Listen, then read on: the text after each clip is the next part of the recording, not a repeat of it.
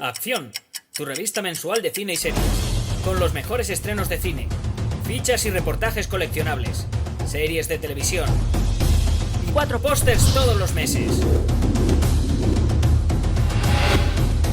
Búscala en tu kiosco.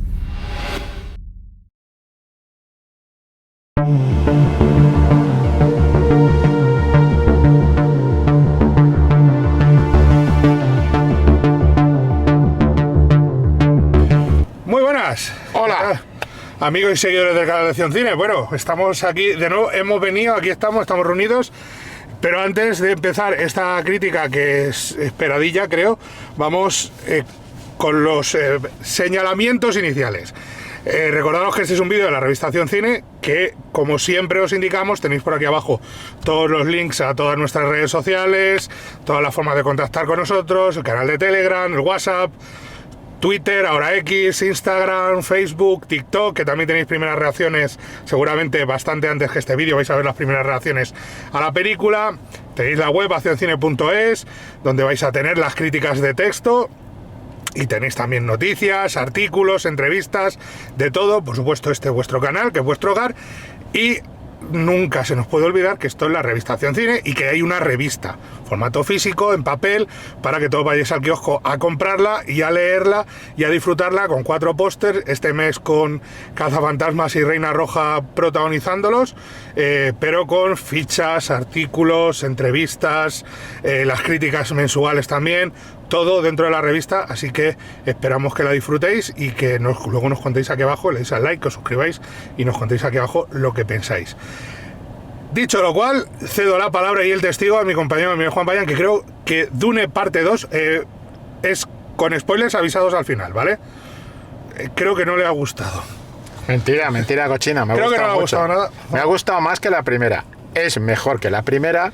Y una de las cosas que estaba yo, que lo vais a ver también en el TikTok, lo que estaba yo pensando cuando hemos salido del cine, antes de salir del cine, en los últimos compases de la película, estaba pensando, digo, este tío ahora mismo, ponte a buscar a ver qué película. Bueno, sí, estaría la de David Lynch, la de Lawrence de Arabia, que es la que inspiró de alguna manera también a Frank Herbert el libro, pero me costaba mucho encontrar un nivelazo épico. Si juntas Dune 1 y Dune 2, la épica que se ha manejado este tío, que en la segunda es mucho más, pero es que además hay una cosa que me gusta mucho de la película, es que maneja la épica con las miradas, es decir, desde los actores. Lo hemos dicho muchas veces mi compañero y yo, la épica no tiene por qué ser una gran batalla y tal, no, es que es una película épica desde las miradas, desde los actores, de la construcción. Y después hay otra cosa que ya iré comentando cuando hagamos el aviso de spoiler, todavía no lo voy a decir para no reventar nada, pero a mí me parece que esta película indudablemente era la más esperada del año, o por lo menos una de las más esperadas. Yo digo que es la más esperada. Para el público en el que nos estamos moviendo y para nosotros mismos, para mí era la más esperada del año. Está por ahí Nosferatu también, puede haber alguna más. Deadpool 3.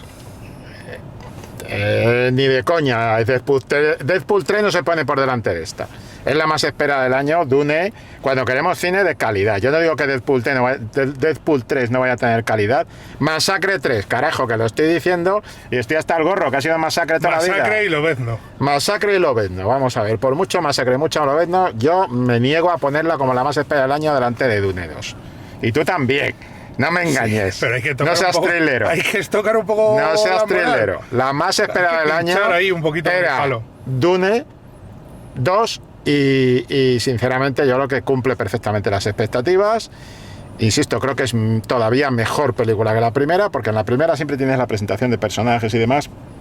Y aquí, ojo, no os confundáis, porque ha habido por ahí algún comentario. Es como el Imperio contraataca. No sé si se lo dijo Christopher Nolan o algo así, o he leído yo que lo dijo Christopher Nolan, y a lo mejor eso se lo llevan a Christopher Molan, a Christopher Molan en vez de Nolan, cuando estaba meando a salir del pase, en el retrete. Pero no quiero decir, que no os confundan, no es el Imperio contraataca, no estamos hablando de ese ritmo, no estamos hablando de nada, es no como tiene nada que ver. Un huevo y una castaña esa comparación. Que comparaban las batallas con las dos torres. Nada que ver. Otra cosa, nada que ver. Y esto quiero avisarlo, Y es bueno que lo avisemos, porque lo que no me apetecería mucho es que la gente fuera confundida al cine, porque esto es una maravilla de película. Y es una pena que porque te hayan puesto un equipaje en la mochila que no es el tuyo, tú vayas ahí diciendo las dos torres, o diciendo el Imperio contraataca, llegas allí y te encuentras una película que es lo que debe de ser y que además es perfectamente coherente con la primera película, en tono y en todo. O sea, que yo el que espere es el que... Es como si de repente Francis Ford Coppola, cuando hizo El Padrino 2, pues hubiera hecho, pues no sé, los Intocables de Elliot Ness o Scarface, macho. O sea, no, este señor es un señor coherente y el ritmo y el tono y la densidad que tiene la película es la misma. Lo que ocurre es que aquí está claro que ya el terreno está más que pisado y conocido y es muy buena. Es muy buena película, va a estar entre las mejores del año seguro y a mí me parece una de las experiencias más satisfactorias que he tenido en el cine desde que mi abuelo me llevó al cine cuando tenía 6 años a ver una peli de Tarzán. O sea, esta película es la leche y además es una experiencia. O sea, ya no solo es que sea buena, que lo es que es una experiencia cinematográfica brutal. Es otro nivel en el tema de ciencia ficción. Como dice Miguel, lo hace todo a través de la construcción de personajes. Y a través de la construcción de personajes analiza muchos temas que se pueden ver muy reflejados en el mundo en el que vivimos. Sí, y no podemos tirar mucho de ahí, pero cuando entremos en spoilers hablaremos, pero habla de muchas cosas con las que se puede reflejar el mundo, que es uno de los... Ha sido siempre una de las grandes puntas de lanza del cine de ciencia ficción, hablar de los problemas actuales, no solo de problemas de la sociedad, de hacia dónde nos dirigimos a través de la ciencia ficción. Esto viene desde los tiempos de Metrópolis, que no hemos inventado nosotros ahora nada, ni muchísimo menos. Ya Metrópolis era lo que era, en los años 50 explotó en una dirección, pues eso mismo. Lo cual quiere decir que no es solo entretenimiento, aunque es una película fascinante de ver y muy entretenida de ver. Tiene unos planos. Bueno, el este visual que tiene no es de lo que he dicho en el sacada de cola. Es que es una burrada lo que hace visualmente Villeneuve con esta película.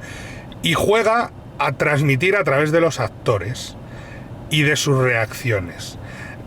Por eso es tan importante lo que está diciendo Miguel, de que lo que importa es una película reactiva, no es activa. Es una película en la que lo que importa son las reacciones de la gente a determinados momentos, a determinadas acciones. El duelo que hay entre ciertos actores y cómo se resuelve a través de las miradas de otros personajes. Yo hay un momento de Rebecca Ferguson, hacia el final de la película, que casi me levanto a aplaudir, de decir, qué hijos de puta, qué buenos que son. Y lo hace todo a través de... Tiene claro que tiene un presupuesto enorme, que visualmente es poderosísima, pero que si no se concentra en lo que importa, se diluye. Y un detalle, son 3 horas. Sí, 2:45. Y hablan muy poco. Sí. Miran mucho. No hay grandes diálogos. Miran mucho y hablan muy poco. Eso es bueno. Eso es muy bueno si lo sabes hacer bien. Y si tienes un guión que lo respalde. Y si tienes unos actores que efectivamente claro, es que el reparto es... Yo no he visto lo de decía Rebecca Ferguson. Rebecca Ferguson habla muy poquito. Muy poco, pero cuando habla importa mucho. Pero cuando mira importa más. Más. Entonces... Rebecca Ferguson es una presencia... brutal, pero es que están todos increíbles, desde Timothy Chalamet está maravilloso, pero es que Zendaya, Javier Bardem, el papel de Javier Bardem, Stellan Skarsgård, Dave Bautista, todos, y luego las nuevas incorporaciones lo único que hacen es que la película crezca. Javier Bardem me ha recordado a mí, lo dije ya en el artículo, lo preveía en el artículo, lo había sospechado, pero me ha recordado a mí, ya que hablamos de David Lean y de Lawrence de Arabia, me ha recordado mucho el trabajo de Anthony Quinn en Lawrence de Arabia. Va mucho por ese camino. Entonces tú dices, tío, eres Bardem es Bardem, es decir, pero el tío ha abrazado el personaje de una manera. Hay un momento concreto que cuando grita Lisan Al-Gaib, cuando habla de Lisan Al-Gaib, tú dices, tío, si es que me estás dando mucho miedo, además ya directamente. Es que una cosa se beben los personajes. Y eso es muy importante en una historia así, porque tienen que creerse sus personajes. Pero incluso apariciones más pequeñas en tiempo, como puede ser Josh Brolin, sí. La presencia de Josh Brolin como contrapunto al propio personaje de Bardem, en un momento determinado de la película es que es maravillosa, o sea... Sí, la lástima es que no tiene más recorrido. Más recorrido, pero claro. Pero ese juego que además establece un juego que era parecido al de Omar Sharif con Anthony Quinn en Lawrence de Arabia. Claro. Y lo mueve en una dirección que es otra cosa. Fijaos, hay una escena, y esto no es spoiler porque esta escena se ha enseñado en todos los cines con el reestreno de Dune 1, que es la escena de cabalgar el gusano. Sí. Por muy espectacular que sea lo de cabalgar al gusano, que lo es, y es brutal, y es la leche en bici, lo que importa es la reacción de los personajes, que es a lo que nos referimos. Sí.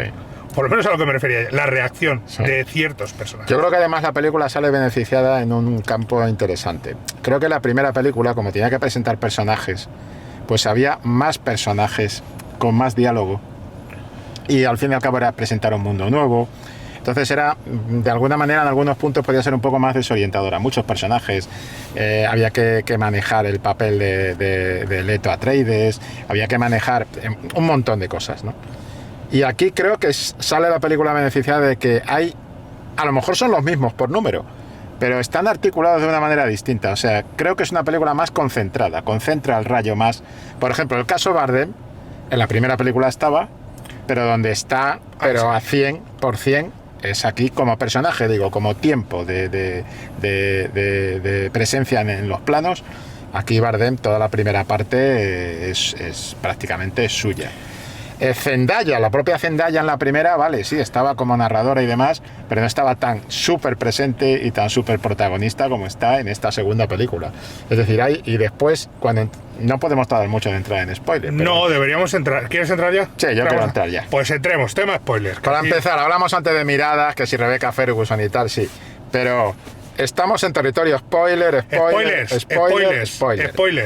El cara a cara final entre la princesa Irulan y Chani, que además son dos pedazos de actrices. Zendaya es brutal. Ese cara a cara con mi primo en medio, que tú dices, todo lo que se están diciendo te están contando toda una película paralela, que es la película de la que va a ser, hemos dicho territorio spoiler, la que va a ser esposa y la que inevitablemente va a ser la auténtica esposa, que es la que se ha encontrado en el desierto. Pero hay una frase... ese cara a cara, dice... Ese cara a cara que se empieza a definir con una frase que dice Paul, que la reacción de Zendaya es como si le hubieran pegado una puñalada. Que es maravilloso, o sea, todo. Pero en el propio enfrentamiento final, a mí hay un momento de Rebecca Ferguson cuando están, que hace una mirada al personaje Charlotte Rampling, y una media sonrisa solo de decir, joder, que es tan grande lo que hacen, pero toda la película es eso. Y lo que decía Miguel de la épica no tiene que ser una gran batalla. El momento del gusano, y las hay, y las hay, y muy bestias, pero el momento del gusano, que es uno de los momentos más espectaculares de la película, la épica está no en Paul cabalgando, la épica está en un plano brevísimo, no brevísimo porque en el que Paul se levanta en el gusano y empieza desde el pie, y tú le ves de rodillas y de repente se alza, y se alza Muad'Dib. Es Paul y ahí se alza Muad'Dib, y esa es la épica. Ese es el momento que te pone el vello de punta y dices, hostias, qué grande. Y entonces ves la reacción de los otros, y entonces es cuando le aceptan como a Muad'Dib y como Fremen. Eso es narrativa brillante. Porque toda la película está en una duda de si realmente ese tío, aunque yo he leído el libro, yo sé lo que va a pasar. Yo sé que él sí es el Lisan al-Gaib, sí es el líder que están esperando, el Mahdi. Pero consiguen que tú no estés seguro cuando ellos dudan. Y uno de los momentos es el del gusano, cuando Bardem está mirando, ve lo que ha sacado el niño de la arena, y dice, tan grande no. Ese es el tema. Esos detalles hacen que tú estés allí con ellos en el desierto. Claro. Entonces, eso por un lado. Y que después te joroba mucho cuando cogen a la muchacha que dejan atrás de espía. Te joroba mucho porque has estado con ellos en el desierto. Y porque ese personaje, que es muy secundario, claro, o sea, es un personaje que mola un montón y dices, ostras, claro, qué putada todo esto, ¿no? Claro, o sea, claro. es que juega muy bien con el recorrido que hace Fade Rauza, con muy poco. Con muy poco. Te hace un recorrido el tío, que yo lo siento mucho, pero bueno, le da 450.000 vueltas al de Sting, pero es que eso es en lógico. La película de David Pero incluso Lynch. la presencia de Léa Seydoux, que tiene un papel cortito, pero lo que hace, lo que dice y cómo lo dice, y todo la reacción luego con Charlotte Rampling hablando del asunto, cuando dice cómo habla de las debilidades de Fate y cómo dice lo de sexualmente débil, dices tú, ostras, tío, es que te lo dicen todo sin necesidad de hacer diálogos enormes, no, solamente con los actos de los personajes y las reacciones de los personajes. Y después hay un detalle sobre la dirección de actores que es muy importante en la película. Yo creo que un buen termómetro de medir qué ha pasado ahí con los actores es Christopher Walken. Sí. Porque Christopher Walken está interpretando el papel del emperador, pero sigue siendo el puñetero Christopher Walken. Y entonces cuando está interrogando a los Harkonnen y les pregunta, bueno, ¿qué sabéis de Muad'Dib? ¿Qué sabéis de tal? Y le dicen, no, este tío está perdido por ahí y tal. Y hay un momento en que dices, tío, esto no es una peli de Quentin Tarantino, esto no es lo del reloj. Es decir, el tío ha respetado, yo creo que el director ha respetado la personalidad propia de los actores para que esa personalidad propia que todos conocemos, de alguna manera engorde más la presentación del papel y la construcción del personaje. Pero sin perder un hecho de que Christopher Walken en versión original tiene una forma muy peculiar de hablar. Sí. Y aquí la tiene mucho más moderada. Sí, mucho más en línea con, o sea, que ha sabido jugar con hasta dónde y hasta dónde muevo al personaje al actor. Hay un margen. Pero la mirada claro. Y la sonrisa cuando se echa a reír dices, tío, cuidado que esto no es un Tarantino, a ver. No, está medido, o sea, está controlado. Pero hay una personalidad de actores. Sabe al milímetro, sí, evidentemente. Y lo que decíamos antes, todo el tema del fanatismo, de la exploración de si realmente o no es, si sí o si no, todo eso lo vais a encontrar, o sea, y no solo eso, sino que refleja muchos aspectos de la sociedad actual. Y hablábamos antes de actualidad, pero el ataque contra el pueblo donde tiene el agua y demás, está claro ahí lo que estamos diciendo. Está claro. Y creo que es muy importante cómo ha sido coherente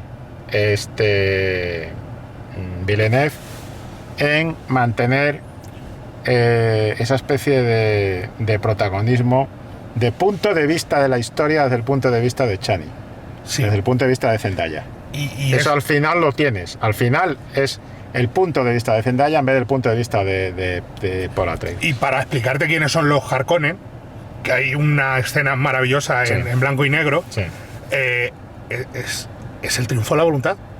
Sí, hay un plano que es un homenaje al triunfo de la voluntad, que te está diciendo, estos señores son estos. Y es que es un plano que parece sacado de aquel documental. Y dices tú, qué cabrón. En blanco y negro y todo, y dices tú, ¿cómo mueve el para decirte, es que esto es esto, esto es esto, no tienes que buscar más lejos, esta gente son estos. Y después hay planos que son planos que es imposible. Hablamos de épica, la épica visual está en toda la película, y en un momento determinado, nada más empezar, cuando les atacan a los Harkonnen, en ese ataque estos se levantan flotando y tú dices, hay muchas maneras de rodar esta acción. Qué momento. Pero la manera en la que tú ruedas esta acción, tío, incluso a mí me ha recordado al final cuando rodaba en Sicario, cuando salen con las estas. Cuando salen con... Pero tiene incluso un momento de decir, quiero que les... O sea, hay un cambio radical en el personaje de Paul hacia 2/3 de película, que es lo que se desencadena al final. Lo notas. O sea, hay un momento en el que se levanta y dices, ya no es solo Paul Atreides, es otra cosa. Han cambiado cosas. Y lo ves físicamente en el actor, en cómo... Y eso es trabajo no solamente de Chalamet magnífico, pero hay un director detrás. Sí, por eso. Incorporando eso, dirección de actores, y es increíble. Es un director, digamos, en ese sentido, creo que es un director de actores, no digo humilde, pero sí respetuoso con lo que aporta el actor. Quiero decir que es, en definitiva, está respetando también el estilo. Él ha reclutado a gente con personalidad. Sí. Entonces lo que no quiere, no quiere zombies. No. Entonces él está sacando partido de eso, que de alguna manera ha reclutado. Y ahí es donde sale con mejor ritmo y tal. Y consigue, lo dicho, una de las pelis del año de largo. Es que es brillante. Es que yo ahora entiendo a alguien que decía, si hubiera hecho la película 1 hora más, tampoco me hubiera pasado nada. Yeah. Y hay momentos en los que dices, pues sí, podía haberla alargado. Y película de autor dentro de Blockbuster. Sí, que total, es autor total. Autoría total. Sí. O sea, es película de Denis Villeneuve y la estás viendo y dices, solamente Denis Villeneuve puede hacer esto. Y además la introducción de Irulan al principio y el protagonismo que llega a tener Irulan a lo largo de la historia con muy poco espacio de tiempo. Encaja con esa visión que tiene Villeneuve de los personajes femeninos en su cine y todo esto, que en el fondo es una visión que viene desde Incendios. Sí, es que los personajes femeninos tienen, o sea, Paul puede ser el centro de la historia, pero aquí entre lo que se mueven los personajes son Irulan, Chani, la madre, o sea, la Bene Gesserit, todo eso. Y tiene lógica por un motivo, porque es que lo que hace Paul es una barbaridad. Sí. Entonces, al final, por eso está la visión de Chani. Claro. Él no puede suscribir la visión de Paul. Él tiene que suscribir la visión de Chani. Es que es una visión, vamos a decirlo así, no digo yo que no es pacifista, porque es un fedallín. Es humanista.